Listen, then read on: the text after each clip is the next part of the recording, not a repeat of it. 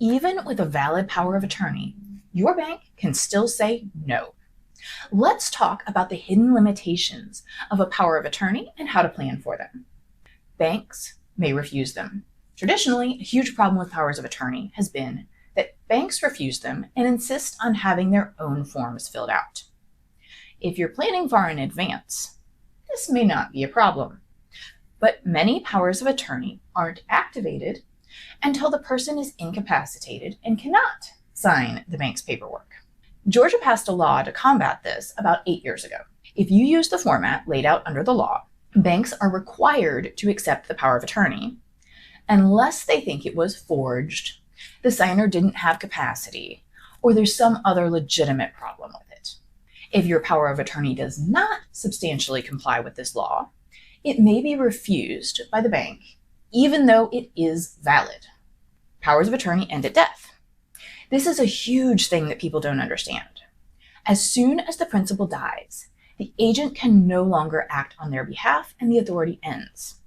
Powers of attorney are very important for planning for incapacity and may be used for transfers immediately before death, but they end at death and are not a substitute for a will or a trust.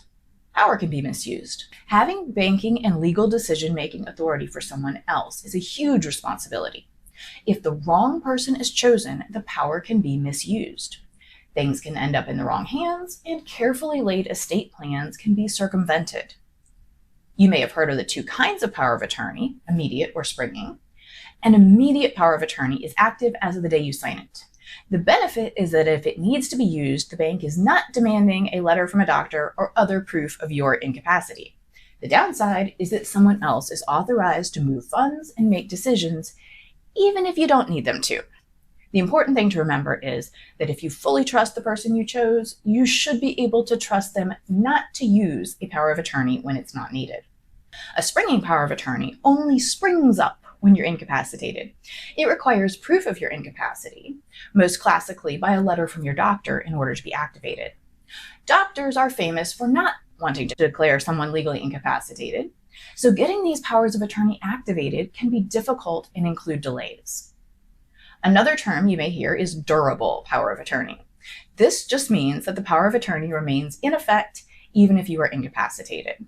In the olden days, powers of attorney were only valid if the principal had capacity. But these days, almost all powers of attorney are durable. If a power of attorney won't solve all your problems, what else should you have? We love trusts, believe everyone needs a will, and you definitely also need medical directives. If you have minor children, you may also need guardianship documents. If you need help with your estate plan, give us a call today or download my book, Peace of Mind Through Estate Planning.